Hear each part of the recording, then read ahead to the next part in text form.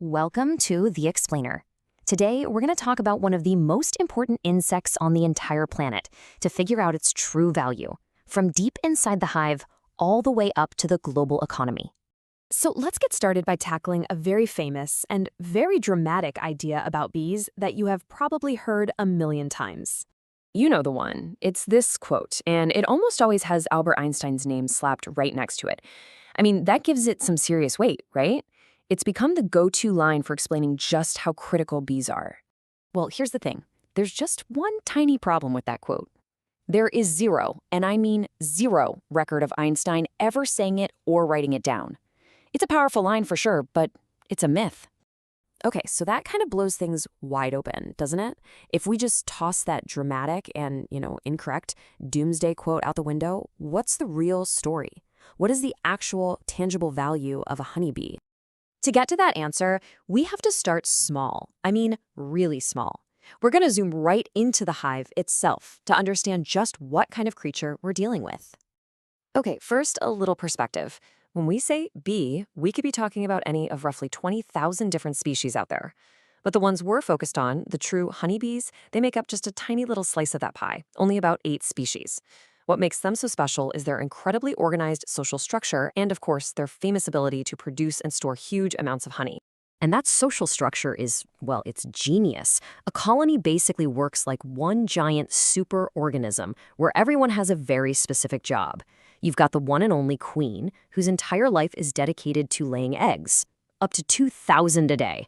Then you have the male drones. Their only purpose in life is to mate with the new queen, and, well, after that they die.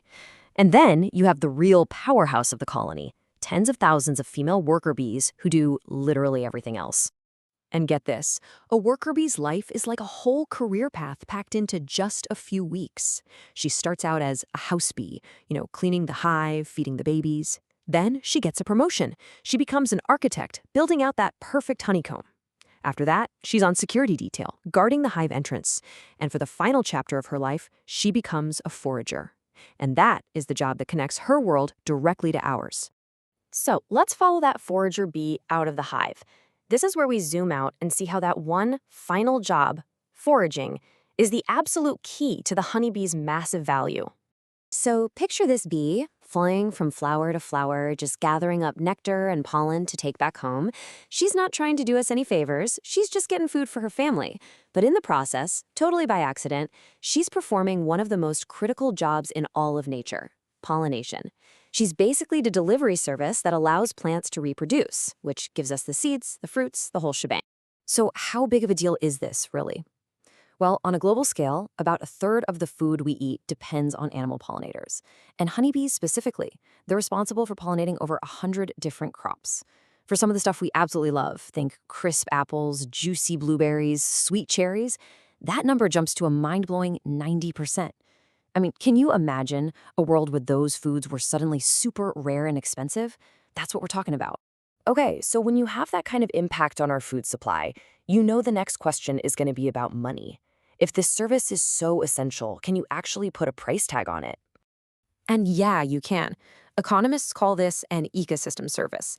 It's a fancy term for all the amazing stuff nature does for us for free, right? Clean air, fresh water, and, in this case, pollinating our crops. It's one of those things that's really easy to take for granted until it's gone. So let's get to the number. What is all this buzzing around actually worth?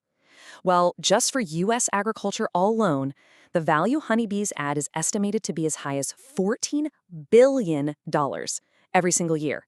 That's not the value of honey. That's not wax. That's just the economic activity generated by this tiny insect going about its. So we've established a massive ecological value and a multi-billion-dollar economic value. And that makes it pretty terrifying to realize that the entire system providing this service is in serious trouble. Yeah, back in the early 2000s, beekeepers started noticing something really bizarre and, frankly, heartbreaking.